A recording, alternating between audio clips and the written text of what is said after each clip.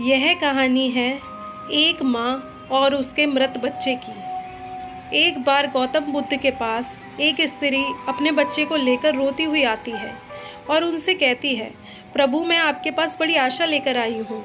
मैं जानती हूँ कि आपके लिए सब कुछ संभव है और आप परम ज्ञानी हैं, इसलिए कृपया मेरे मृत बच्चे को जीवित कर दीजिए।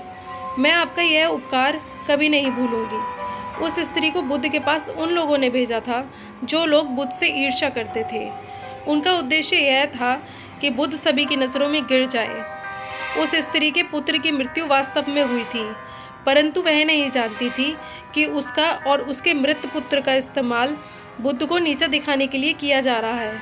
उसे तो बस यह बताया गया था कि बुद्ध सच में उसके पुत्र को जीवित कर सकते हैं। वो स्त्री कहती है कि कहिए ना प्रभु, आप मेरे पुत्र को जीवित कर देंगे ना। वहाँ उपस्थित सभी लोग बुद्ध के उत्तर का इंतज़ार कर रहे होते हैं। बुद्ध कहते हैं, हाँ मैं तुम्हारे पुत्र को जीवित कर सकता हूँ। बुद्ध की यह बात सुन वहाँ उपस्थित सभी लोग बहुत चौंकते हैं और वह स्त्री बहुत प्रसन्न होती है। फिर बुद्ध कहते हैं कि परंतु तुम्हें एक कार्य करना होगा। वह स्त्री पूछती है, क्या कार्य करना होगा मुझे प्रभु? बुद्ध कहते हैं कि तुम्हें एक मुट्ठी सरसों के दाने लाने होंगे। वो स्त्री कहती है, मैं अभी लेकर आती हूँ प्रभु। बुद्ध कहते हैं, परंतु ध्यान रहे कि दाने ऐसे घर से लाने हैं जिस घर में कभी किसी की भी मृत्यु ना हुई हो। वह स्त्री उसी क्षण सरसों के दाने लेने के लिए अपने गांव में चली जाती है। वह अपने गांव के हर घर में जाकर पूछती है। उसे सरसों के दाने तो हर घर में मिलते हैं, परंतु उसे ऐसा कोई घर नहीं मिलता जिसमें आज तक कभी किसी की भी मृत्यु ना हुई हो।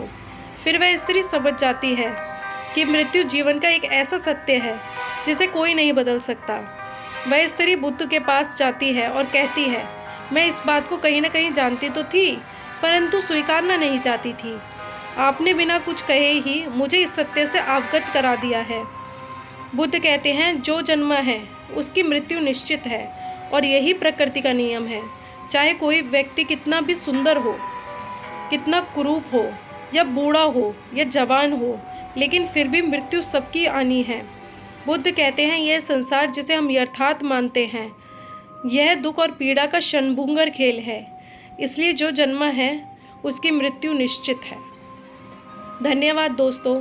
उम्मीद करती हूँ आपको मेरी यह कहानी पसंद आई होगी। अगर आपको ऐसी और कहानियाँ चाहिए तो कृपया कर कमेंट बॉक्स में कमेंट करके बताएं।